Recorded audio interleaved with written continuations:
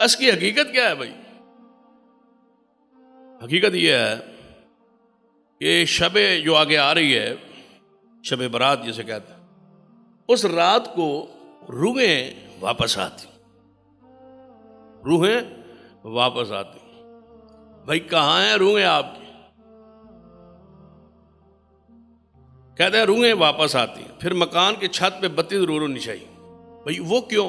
کہتے ہیں وہ جب روح آئے گی نا تو ایسا نہ ہو کہ کہیں اس کو مسئلہ بن جائے، اپنے گھر آئے وہ، ان اوپر سے نا وہ آنا ہے نا اوپر سے، تو روشنی ہوگی سیدھا اپنے گھر میں آئے۔ میں نے کہا پیچھے وراثت تقسیم ہو گئی، مکان وک گیا،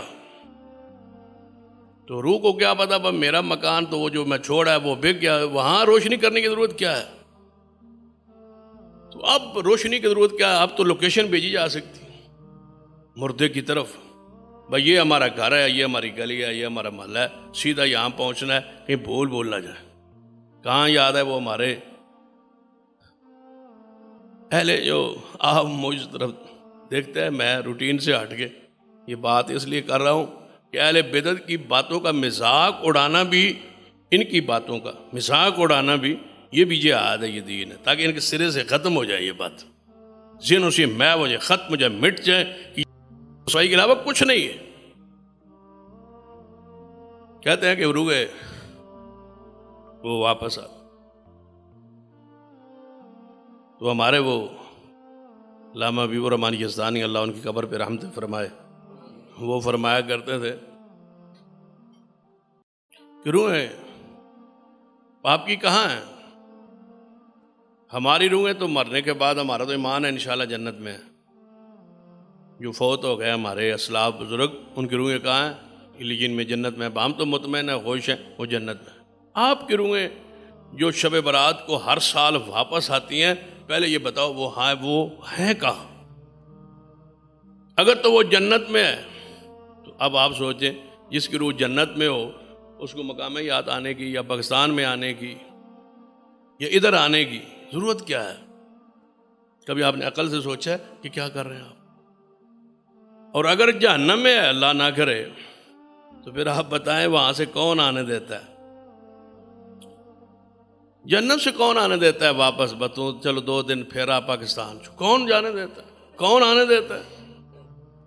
جہنم سے ایسا ہو نہیں سکتا، اور جنت سے جو داخل ہو جائے وہ باہر نہیں آتا، خالدین فیہا ابدا، وہ باہر نہیں آتا۔ اس قوم پہ رحم کریں، اس قوم پر رحم کریں، یہ قیامت والے دن آپ کے ہاتھ گریبان پکڑے گی۔ ان کو کتاب و سنت کا منہج اور وہ علم دے جو اللہ نے آسمان سے مصطفیٰ علیہ السلام کے سینے پہ نازل کیا ہے۔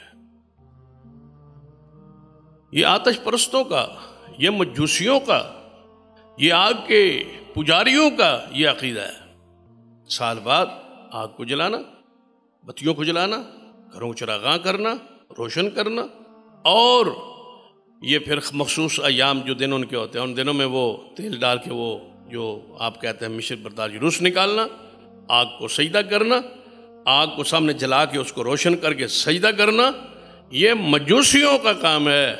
معذرت کے ساتھ یہ طریقہ مجوسیوں سے مسلمانوں میں، رافضیوں میں، اور رافضیوں سے ہوتا ہوا مسلمانوں میں یہ داخل ہوا ہے۔ اس سے اللہ کی پناہ مانگ، کوئی آگ، کوئی چراغاں، کوئی روشنی، کوئی روحوں کا واپس آنا نہیں۔